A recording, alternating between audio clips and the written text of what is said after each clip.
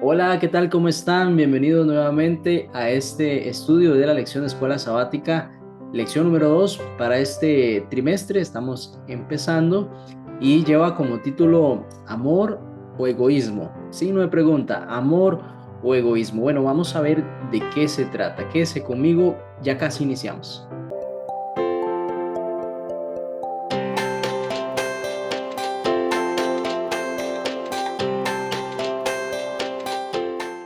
Muy bien, ya de regreso. Muchas gracias por conectarse a este estudio, lección número 2, amor o egoísmo. Signo de pregunta. Bueno, esa es la cuestión.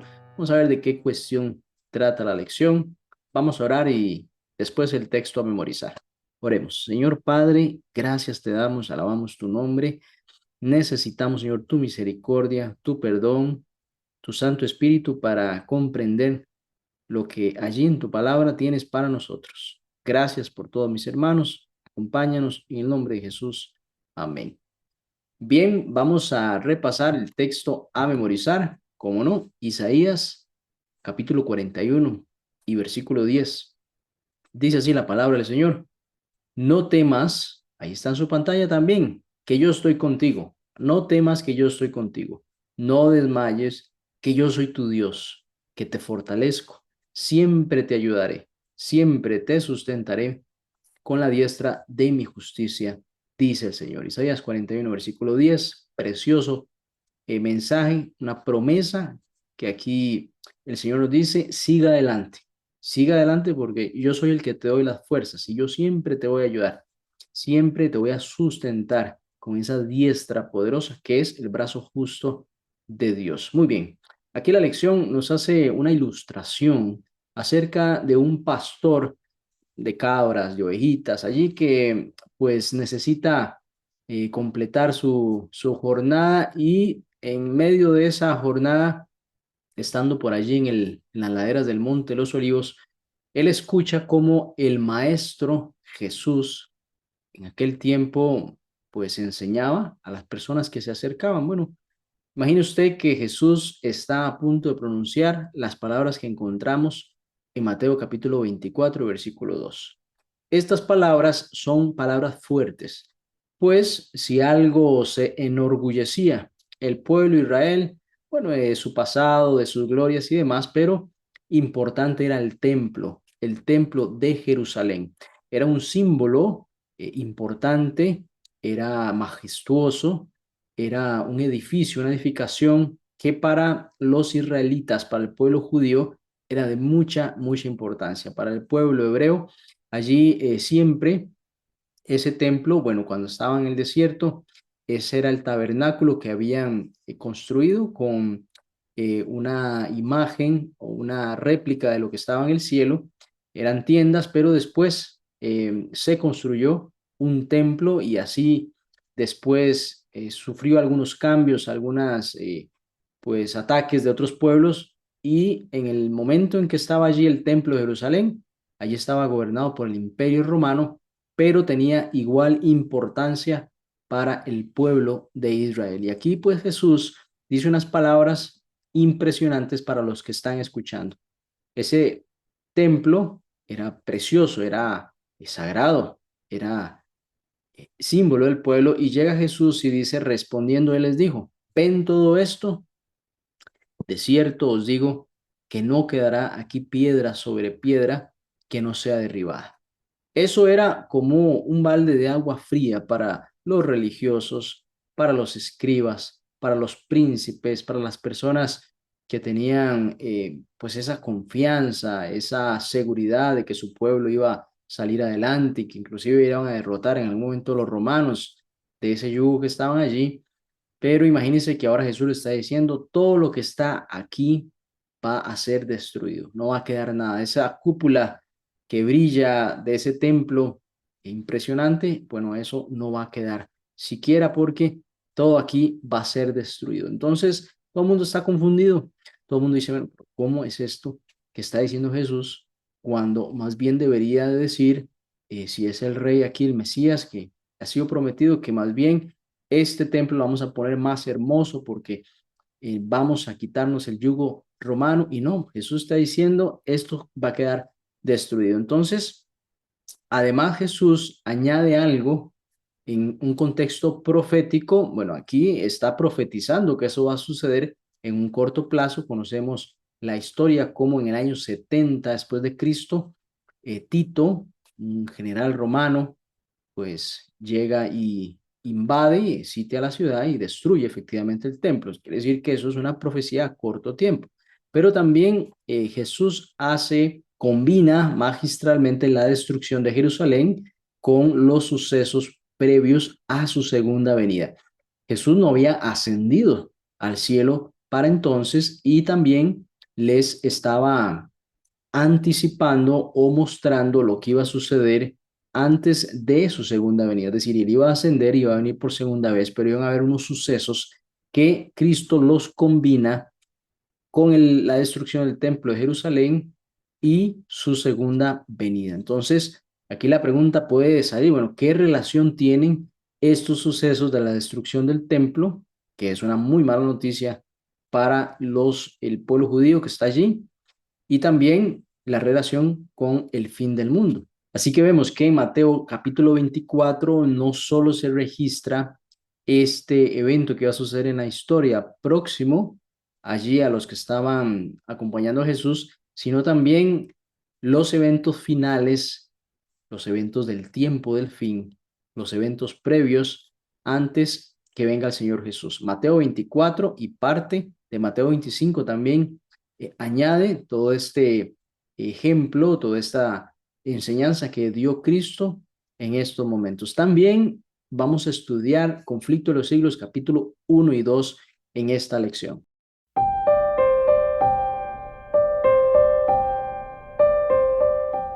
Piense que usted le ha advertido muchas veces a su hijo, su hija, acerca de una situación y usted sabe que eso va a suceder en el futuro, que usted sabe que las consecuencias van a llegar y van a ser momentos muy difíciles, muy amargos, tristes para sus hijos, para los suyos.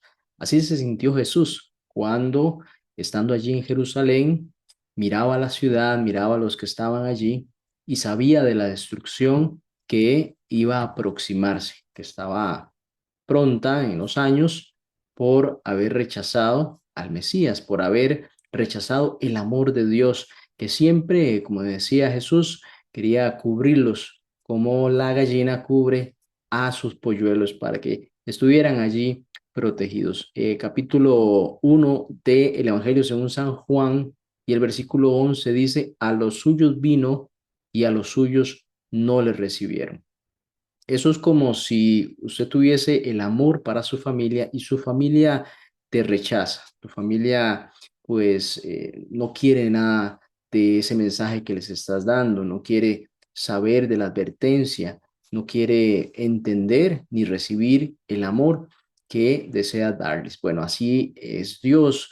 Allí estando Cristo, quería advertirles a su pueblo. ¿Cuántas veces no llegaron los profetas y los apedreabas y los matabas? No querías recibir palabra del Señor, no querías recibir las advertencias y el consejo de volverse a los caminos. Lucas capítulo 19, versículo 41 dice, y cuando llegó cerca de la ciudad, al verla, lloró sobre ella. Allí Cristo contemplaba esa ciudad y en su divinidad entendía y veía el futuro y sabía todo lo que iba a llegar y pues sentía el dolor de las madres, de los niños, de los padres siendo asesinados por ejército romano sin piedad. Estos hombres tenían una orden clara, ese era invadir ese pueblo y destruir todo lo que hubiese allí. Y pues eso hacían los ejércitos, hacían esos hombres de guerra. Mateo capítulo 23 y versículo 37 dice, Jerusalén, Jerusalén, que matas a los profetas y apedreas a los que te son enviados. ¿Cuántas veces quise juntar a tus hijos, como la gallina junta sus polluelos debajo de las alas, y no quisiste? Ese pollito que va a las alas de la gallina sabe que ahí puede estar mejor, sabe que ese es el lugar para estar seguro, sabe que esa gallina va a dar su vida inclusive para defenderlo. Y naturalmente ahí van los pollitos, pero el pueblo de Israel naturalmente huía de ese llamado de Dios. Juan 5:40 dice, y no queréis venir a mí para que tengáis vida. Eso va en contra incluso de la lógica dentro del razonamiento. Bueno, si aquí hay vida, aquí hay muerte, ¿por qué vas allí? Bueno, la naturaleza humana tiende a eso, tiende a apartarse de la fuente de vida, tiende a apartarse. Pero el llamado de Jesús es, vengan a mí para que tengan vida. Aquí vemos entonces cómo repetidamente, no solo con la llegada de Cristo, sino con los profetas anteriores, como mencionó allí Jesús, constantemente había una actitud de rebeldía del corazón sobre lo que Dios pedía y solicitaba a sus hijos. Bueno, eso puede pasarnos a nosotros, como pueblo quizá, pero personalmente ahí en su corazón, ¿cuántas veces vamos al otro lado donde no está la vida, al otro lado donde no está Jesús? Aquí el llamado es, yo te quiero proteger. Y así que es difícil entender este acontecimiento, cómo Dios pudo permitir que estos hombres romanos destruyeran su pueblo, hombres, mujeres, niños. ¿Cómo podía el amor de Dios permitir eso? Bueno, Dios se los había advertido. Allí Cristo había llorado por ellos. Les había dicho, hagan caso, por favor, reflexionen. Y la terquedad del ser humano, las consecuencias es lo que vemos allí. Dios desea que todos vengan al arrepentimiento, que nadie se pierda. Más Satanás se deleita en la guerra. Aprovecha estos desatinos de los seres humanos, de su desobediencia, especialmente este pueblo que tantas veces había sido llamado a ser el pueblo de Dios, a entender las profecías, a amar al prójimo, pero ellos fueron ciegos de sus profecías, de lo que estaba para el pueblo. Y aquí vemos cómo Satanás gobierna el corazón de los hombres para destruirse unos a otros. Despierta las peores pasiones del corazón del ser humano. Así que a lo largo de los siglos, todas las guerras que vemos han sido ese deseo del ser humano de poseer algo más, algo que no le pertenece, de contrariar lo establecido. Y muchos hombres y mujeres, niños, hombres adultos, mayores, mujeres, han perecido a manos de otros hombres por la ambición, por ese amor ciego a las cosas que no les pertenecen, por ese egoísmo en una mejor definición.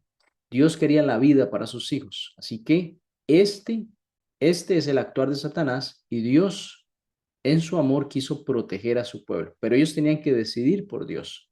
Ellos tenían que decidir, querían estar del lado de Dios y no del enemigo. Bueno, como ya hemos mencionado, años 70 después de Cristo, muchos hombres y mujeres fueron asesinados, pero también Cristo dio una advertencia. Cuando vean al ejército romano acercarse, por favor huyan. No resistan a ese ejército, van a perecer. Y muchos judeocristianos que habían aceptado a Cristo, habían aceptado ese mensaje, no pudieron salvar la ciudad, el templo de Jerusalén, pero sí pudieron salvar sus vidas. Pudieron salir de ese sitio que iba a tener este ejército y ahí se ve el amor de Dios. Cristo advirtiendo a los de su pueblo, a los que él vino a salvar. ¿Para qué salvaran su vida? Ese templo iba a quedar destruido, pero podían salvar su vida. Es muy importante entonces cuando nosotros emitimos juicio hacia Dios, pensando que Dios permitió algunas cosas. ¿Por qué Dios? ¿Por qué Dios? Bueno, en realidad pudiéramos reflexionar acerca de las actuaciones de las personas que pudieron llevar a esa situación. Es una consecuencia de la vida propiamente, de las decisiones. Dios no quería que estuviéramos allí.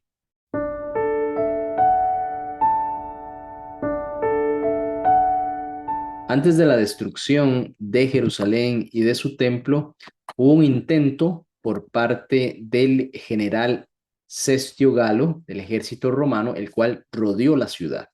Sin embargo, un ejército judío dispuso a luchar contra este ejército y logró que el ejército romano se retirara inesperadamente.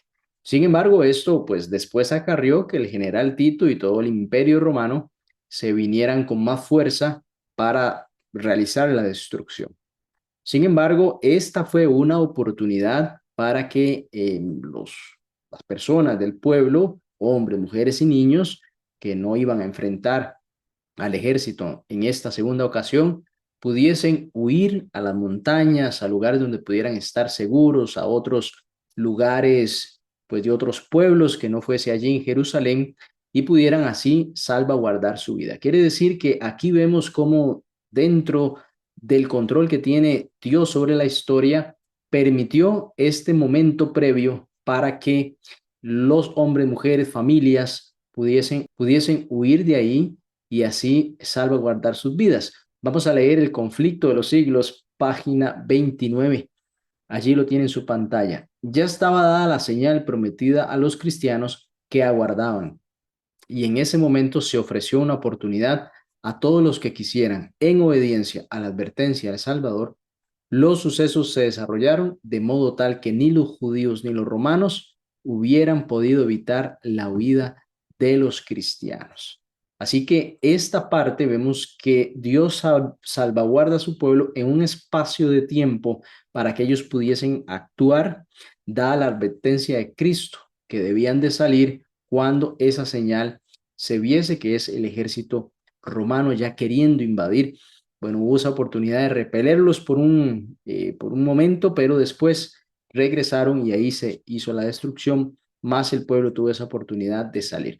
El Salmo 46:1 dice: Dios es nuestro amparo y fortaleza, nuestro pronto auxilio en las tribulaciones. Y el versículo de memoria de esta semana decía Isaías 41:10 y dice: No temas porque yo estoy contigo, no desmayes, porque yo soy tu Dios que te esfuerzo, siempre te voy a ayudar, siempre te voy a sustentar con la diestra de mi justicia. Bueno, ¿qué le dice a usted estos versículos acerca del cuidado providencial de Dios para con sus hijos, para quienes confían en Él y hacen su voluntad? Bueno, aquí el salmista y el profeta Isaías tienen claro que Dios es un pronto amparo, pronta ayuda, pronto auxilio para sus hijos. Así que Dios, podemos afirmar que es soberano, gobierna los acontecimientos de la tierra. Quizá usted y yo pues no entendemos algunas cosas y no sabemos esos acontecimientos del futuro, lo que pueden traernos, las desventajas o problemas que puede traer a su pueblo, a sus hijos. Recordemos que la iglesia tiene que ser perseguida. Allí se va a producir un zarandeo, se va a probar el carácter de muchos que afirmaban amar al maestro, amar al maestro y bueno, ahí se va a probar la fe. Así que es muy importante reflexionar en que Dios nos va a sostener, no importa en los problemas difíciles de fe, especialmente también de la vida, pero especialmente de fe en momentos cruciales de la historia. Hebreos capítulo 11, versículo 35 dice: las mujeres recibieron sus muertos mediante resurrección, mas otros fueron atormentados, no aceptando el rescate a fin de obtener mejor resurrección. Y Apocalipsis capítulo 2, versículo 10 dice: no temas en nada de lo que vas a padecer. He aquí el diablo echará a alguno de vosotros a la cárcel para que seáis probados y tendréis tribulación por 10 días, sé fiel hasta la muerte. Bueno, aquí hay una realidad de los textos. En Apocalipsis capítulo 2 vemos cómo durante 10 años hubo una cruenta persecución a los hijos de Dios, hubo mucha sangre derramada. Sin embargo, después de allí, esa sangre derramada a los cristianos fue como semilla, semilla en tierra fértil, pues trajo muchos frutos, muchos creyeron en el Señor y la iglesia se expandió grandemente. Después el enemigo trajo algunas artimañas para detener eso, que fue combinando la verdad con la mentira y así pues logró introducirse en la iglesia, esta iglesia primitiva y tratar de pues corromper algunas enseñanzas de la palabra del Señor. Y vamos a leer allí en el mismo libro, página 39 dice: vanos eran los esfuerzos de Satanás para destruir a la iglesia de Cristo por medio de la violencia. La gran lucha en que los discípulos de Jesús entregaban la vida no cesaba cuando esos fieles porta estandartes caían en su puesto. Triunfaban por medio de su derrota. Los siervos de Dios eran asesinados, pero su obra seguía siempre adelante. Dice aquí la lección, En pregunta, ¿qué debería significar para nosotros el hecho de que los autores bíblicos, que sin duda conocían el dolor y el sufrimiento, pudieran escribir vez tras vez sobre la realidad del amor de Dios? ¿Cómo podemos experimentar nosotros ese mismo amor? La pregunta para este día.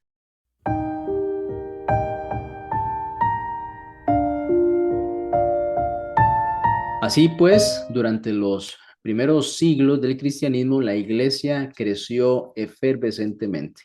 Muchos morían, pero se multiplicaban como esa semilla que brotaba y daba mucho fruto. La sangre de los discípulos de Cristo, hombres y mujeres, resultaba en que otros creyeran, pues estos hombres y mujeres daban su vida por el Evangelio. Eso decía mucho, eso demostraba el amor que tenían ellos y la enseñanza que Cristo les había dado a las siguientes generaciones, a la iglesia cristiana y los posteriores. Hechos 2:41 dice, así que los que recibieron su palabra fueron bautizados y se añadieron aquel día como 3,000 personas. Así eran las cantidades de personas que se unían al evangelio, esto antes de la persecución. Y después de la persecución, muchos, a pesar de que se escondían para, pues, salvaguardar su vida, la de sus familias, y muchos también eran capturados, eso resultaba en más creyentes. 4:4 en Hechos dice, pero muchos de los que habían oído la palabra creyeron y el número de los varones era como 5,000.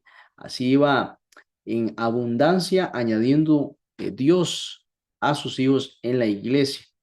El versículo 31 dice, cuando hubieron orado, el lugar en que estaban congregados tembló y todos fueron llenos del Espíritu Santo y hablaron con denuedo la palabra del Señor. Aquí viene la promesa de Cristo cumplida y recibiréis poder cuando descienda el Espíritu Santo sobre cada uno de ustedes.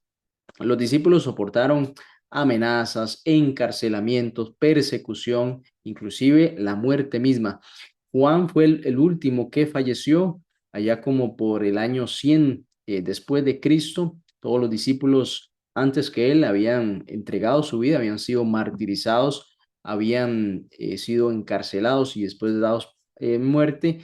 Y así esos mismos discípulos, los 11 que habían quedado, después nombramiento del número 12, pero los 12 discípulos habían entregado su vida para la misión de Dios. Así que aquí dice que los bastiones del infierno se sacudían, se quebrantaban los grilletes de Satanás, la superstición pagana se derrumbaba ante el poder de Cristo resucitado, el evangelio triunfaba con todo pronóstico, contra todo pronóstico, perdón, y los discípulos ya no se escondían en el aposento alto, ya no estaban en la zona de confort, ¿verdad? Pues decía la misión en Marcos capítulo 16:15, la gran comisión, y les dijo, id por todo el mundo y predicar el evangelio a toda criatura. No podían quedarse allí en un aposento, pues esperando que las personas se unieran a la iglesia sin salir, sin predicar. Y pues traía también el tema de entregar su vida. Muchas veces ellos lo hicieron por ese crecimiento del evangelio. En Colosenses capítulo 1, versículo 23 dice, así en verdad permanecéis fundados y firmes en la fe y sin moveros de la esperanza del evangelio que habéis oído, el cual se predica en toda la creación que está debajo del cielo, del cual yo, Pablo, fui hecho ministro. Así que este evangelio penetró hasta los rincones remotos de la tierra ahí conocida por el apóstol Pablo. Recibieron el evangelio los gentiles, los que en algún momento el mismo pueblo tenía pues catalogados como pues impuros, que no merecían de la gracia, se creían ellos superiores, y allí pues hasta todas las personas llegando hasta usted a mí, siendo descendientes de Abraham por la promesa, siendo israelitas espirituales, pudimos también gozar de esta bendición de recibir el Evangelio.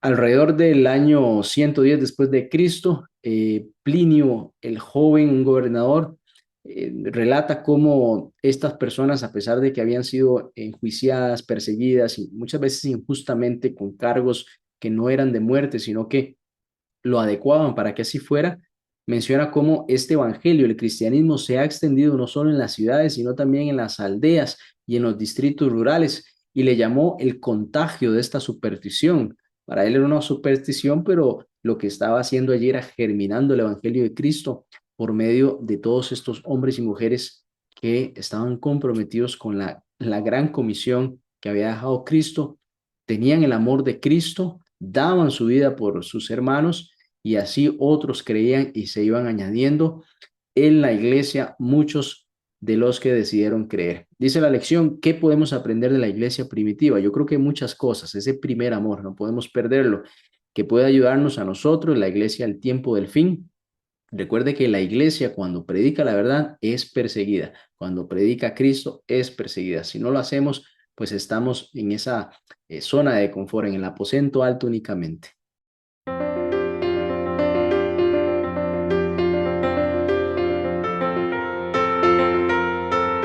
Esta iglesia primitiva, los primeros cristianos no crecían únicamente porque predicaban el evangelio, sino porque ellos lo vivían. Y parte de ese vivir era poder asistir a todas las personas que podían ser asistidas, tanto espiritualmente como físicamente. Dice que Cristo recorría toda Galilea enseñando en las sinagogas, predicando el evangelio del reino y también sanando toda enfermedad y dolencia de toda la gente. Eso dice Mateo capítulo 4, versículo 23. Quiere decir que Jesús se preocupaba también por las dolencias, por las necesidades de las personas, no solamente en su aspecto espiritual, sino que sanaba enfermedades, sino que traía alivio al doliente, sino que también devolvía la vista a los ciegos, se preocupaba por la alimentación de las personas cuando muchos le seguían y no tenían que comer. Eso le preocupó a Jesús, lo conmovió en su corazón.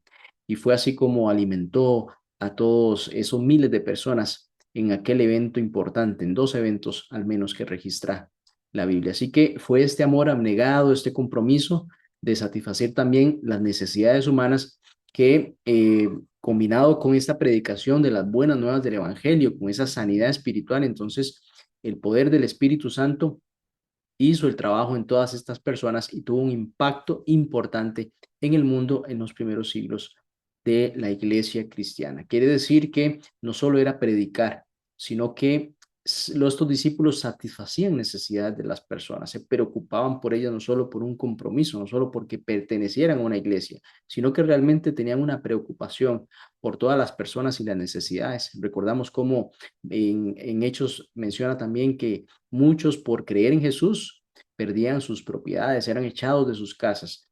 Y allí los mismos discípulos, la gente que sí creía, vendía sus propiedades. El mismo Bernabé tenía una propiedad en Chipre, la vendió allá y puso todo a los pies de los discípulos para poder satisfacer esas necesidades. Eso hacía que la gente creyera en algo real y no solamente en unas bonitas palabras, una disertación hermosa de alguien que pudiera solo predicar, sino que cuando bajaba de esa plataforma acompañaba, era un líder, estaba allí con los que sufrían y también proporcionaba alivio emocional, físico y también de alimentación para los que tenían hambre. Hechos capítulo 10 y versículos 38 dice, como Dios ungió con el Espíritu Santo y con poder a Jesús de Nazaret, y como éste anduvo haciendo bienes y sanando a todos los oprimidos por el diablo, porque Dios estaba con él. Note que hacía muchas cosas Jesús, se preocupaba por ese dolor de las personas y bueno, en su divinidad llegó a sanar, incluso hasta resucitar muertos. Recuerda la hija de Jairo que esta niña había fallecido. Jesús pidió entrar allí, que salieran y pues por el poder de Dios resucitó a esa niña. Así que hasta la muerte misma hacía frente Jesús. Nosotros podemos satisfacer muchas necesidades de nuestra comunidad, identificar las familias más vulnerables, personas con algún riesgo social que podamos acercarnos, facilitar alguna alimentación, alguna ropa, es parte de lo que la iglesia cristiana después puede venir esa conversión del corazón, pero primero podemos satisfacer esa necesidad física. Juan capítulo 10 versículo 10 dice, el ladrón no vino sino para hurtar y matar y destruir, pero Jesús dice, yo he venido para que tengan vida y que la tengan en abundancia. El único culpable de la muerte, del dolor, de las enfermedades, del sufrimiento de este mundo es el enemigo de las almas, Satanás. Pues aquí dice la palabra, vino solo para hurtar, matar y destruir. Pero vean qué diferencia, Cristo vino para darnos vida y no solo un momentito de la vida, la que usted y yo gozamos en esta tierra, sino vida en abundancia, haciendo referencia a la eternidad. Entonces, vemos allí como las predicciones de Mateo 24 que hizo Jesús y Lucas 21 también anticipan situaciones catastróficas en la tierra antes de su venida. Por eso Jesús nos manda a un mundo que está quebrantado como embajadores de Cristo, como sus representantes, como quienes también querían hacer lo que Jesús hacía con las personas. No solo querer predicar y pararnos en una plataforma, sino hay mucha dolencia alrededor nuestro que puede ser llenada, que puede ser satisfecha por acciones propias de la iglesia de Cristo. Una iglesia organizada, hay departamentos. Está el departamento de Dorcas, que podemos acercarnos y hacer donaciones de alimentos, de ropa. Las mismas diaconisas tienen esa posibilidad de acercarse a personas con vulnerabilidad. O también este gran departamento ADRA, que es pues más de proyección mundial. Allí usted puede también hacer llegar una ayuda y ellos en su organización pueden hacerla efectiva. Entonces, aquí nos dice la lección para analizar qué función cumple entonces la iglesia en comparación con Cristo para demostrar que las acusaciones de Satanás son falsas, o sea, de que Dios es injusto y de que Él es el que tiene la culpa de eso, cuando es el Satanás mismo quien ha traído el dolor, pues ha venido solo a hurtar, a matar y a destruir.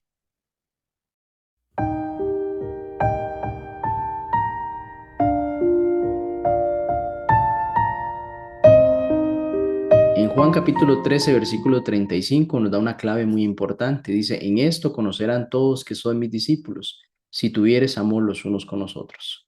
Primera Juan 4:21 dice, y nosotros tenemos este mandamiento de él, el que ama a Dios, ame también a su hermano. ¿Qué nos dice estos versículos? Es importante para Dios que amemos a nuestro prójimo, sumamente importante. Este amor era entonces la norma en las comunidades cristianas de los primeros siglos. Por ejemplo, Tertuliano afirma, son principalmente las obras de un amor sumamente noble las que llevan a muchos a poner una marca sobre nosotros. Vean, dicen, cómo se aman unos a otros. Apología 39 de Tertuliano. Ese era el ejemplo que daban. Quizá en ese momento no habían escuelas, universidades, colegios que pudiese darse una doctrina bonita, donde la gente pudiera ir y aprender. La forma de predicar el Evangelio era el amor por los unos y los otros. Era en medio de esa persecución cómo respondíamos. Dábamos la vida por alguien, protegíamos a alguien, abastecíamos a alguien. Bueno, hoy también hay necesidades en la iglesia, quizá no de ese tipo, las habrá, pero hoy siempre hay personas necesitadas que podemos canalizar nuestra ayuda de una forma responsable y adecuada para que esas personas puedan ser beneficiadas y poder salir también de esa situación de pobreza extrema, de drogadicción, de alcoholismo y de una forma también otras instituciones pueden apoyarles para integralmente salir de esa situación o alguna situación muy particular, algún vecino que usted sepa que, que los hijos de ellos no tienen algo básico, unos útiles, unos cuadernos, un comestible para poder subsistir el mes y usted tiene la posibilidad de brindar eso. Son detalles que Dios nos manda a tener presentes. También menciona aquí cómo los cristianos de los primeros 2 siglos dieron un paso al frente atendiendo a los enfermos y moribundos con plagas que en ese tiempo eran comunes. Mataron decenas de miles de personas y allí los mismos cristianos atendiendo a las personas que tenían estos padecimientos. No había tanta tecnología en la medicina, avances en la medicina con respecto a medicamentos o conocimientos algunos sobre cómo tratar estas epidemias y allí mismo morían, por decirlo así, los enfermeros con los enfermos, daban la vida por estas personas que estaban sufriendo y entonces millones del imperio romano no creyeron por un hombre en un púlpito, sino creyeron por ese amor que se les predicaba, acompañándoles en medio de la enfermedad, una situación que no se hubiera presentado de otra forma. no hubiese habido esa oportunidad. Muchas veces las desgracias traen ese tipo de oportunidad para mostrar el verdadero amor que Dios pone en los creyentes. También, pues, en el año 260 habla acerca de cómo la comunidad judeo-cristiana se convirtió realmente en un ejército de enfermeros para satisfacer necesidades básicas de la comunidad doliente y así poder sobrevivir. Entonces aquí habían personajes heroicos, no porque enfundaban un arma, no porque pues tenían un gran liderazgo sobre algún ejército, sino más bien por los esfuerzos que hacían allí en la localidad a nivel de enfermería, voluntarios, no necesariamente con conocimientos médicos, pero tenían que atender a las personas y allí se mostraba mucho el amor de estas personas y también al atender las personas espiritualmente hacían esa conexión con las personas para que aceptaran a Cristo en medio de su situación de prácticamente casi de muerte y lograban una alma para el Señor. Dice por acá un texto, la mayoría de nuestros hermanos cristianos mostraron un amor y una lealtad sin límites, sin escatimar esfuerzos y pensando siempre en los demás. Sin tener en cuenta el peligro, se hicieron cargo de los enfermos, supliendo todas sus necesidades en Cristo, y con ellos partieron de esta vida serenamente felices, porque se contagiaron de otros, atrayendo sobre sí la enfermedad de su prójimo y aceptando alegremente sus dolores. Ronnie de Stark, The Rise of Christianity, Princeton, Nueva Jersey. Ahí es un documento que está con esta definición. Entonces, mis hermanos, ya para terminar, el mensaje, la pregunta, ¿cuál es el claro mensaje para nosotros? ¿Cómo aprendemos a morir al yo para poder manifestar ese mismo espíritu de abnegación? No es fácil, aquí lo dice, ¿verdad? Pero todo lo puedo en Cristo que me fortalece. Muy bien, hemos finalizado. Vamos a orar para concluir este estudio.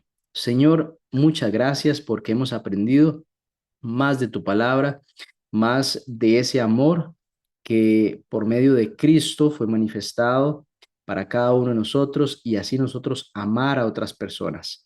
Es amor y no es egoísmo. Es amor del puro, es la esencia de Dios manifestada para que nosotros tengamos ese espíritu de servicio, de amor por los que Él necesitan. Señor, ayúdanos a tenerlo porque naturalmente el yo allí prolifera y queremos, Señor, que otras personas conozcan de Cristo y que nuestro corazón también sea sumiso a tu palabra. En el nombre de Jesús, amén.